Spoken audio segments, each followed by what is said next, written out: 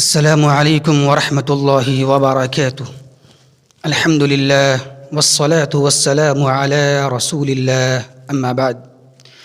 محترم سامعین کرام اور خواتین اسلام، آج کا ہمارا مختصر موضوع ہے جوانی کی اہمیت۔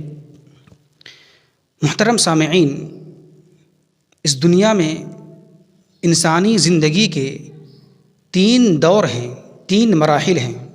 پہلا بچپن، دوسرا جوانی اور تیسرا بڑھاپا۔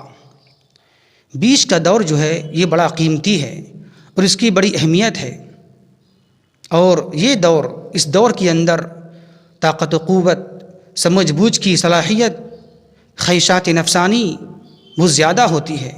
یہی وجہ ہے کہ اس کی بڑی اہمیت ہے، اس کا بڑا مقام ہے۔ جیسا کہ ترمذی شریف کی ایک حدیث ہے، جناب محمد الرسول اللہ صلی اللہ علیہ وسلم نے ارشاد فرمایا ہے کہ میدان محشر میں 5 سوالات ہونے والے ہیں۔ پہلا سوال کہ تم نے اپنی پوری زندگی کہاں گزاری؟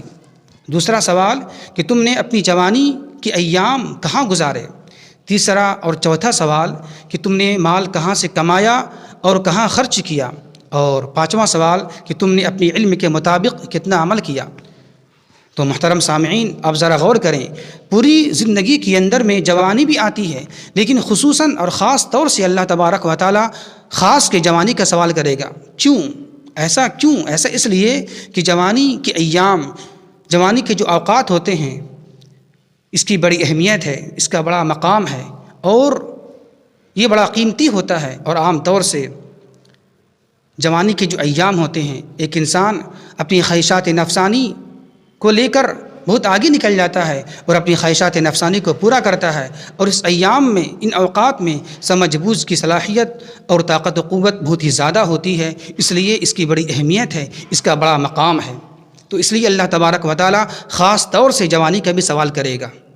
تو جب ایک انسان اس ایام میں، ان اوقات میں اپنی خواہشات نفسانی کو، اپنی ساری چیز کو، سمجھ بوجھ اور طاقت و قوت کی صلاحیت کو اللہ کی مرضی کے تابع کر دے گا، تو ایسا نوجوان کامیاب ہو جائے گا، اور یہ ایسا نوجوان اللہ کے عرش کے سائے میں ہوگا۔ جیسا کہ بخاری شریف کی ایک حدیث ہے، جناب محمد الرسول اللہ صلی اللہ علیہ وسلم بیان فرماتے ہیں کہ 7 طرح کے لوگ اللہ کے عرش کے سائے میں ہوں گے۔ انہی میں سے ایک وہ نوجوان ہوگا جس نے اپنی جوانی کو اللہ کی عبادات میں گزار دیا ہو۔ تو اس کی بڑی فضیلت ہے، اس کا بڑا مقام ہے۔ جو نوجوان ایسے حالات میں بھی، کہ جس حالات میں بہکنے کا، گمراہ ہونے کا اور اپنی خواہشات کو پورا کرنے کا زیادہ مواقع میسر ہوتے ہیں، لیکن ان اوقات میں بھی ایک نوجوان اپنے سارے چیز کو، اپنی طاقت و قوت کو، اپنی عقید اعمال کو، اپنی خواہشات نفسانی کو اللہ کی مرضی کے تابع کر دے، اس کی بڑی اہمیت ہے، اس کا بڑا مقام ہے۔ ہمیں چاہیے کہ ہم اپنی جوانی کے ایام کو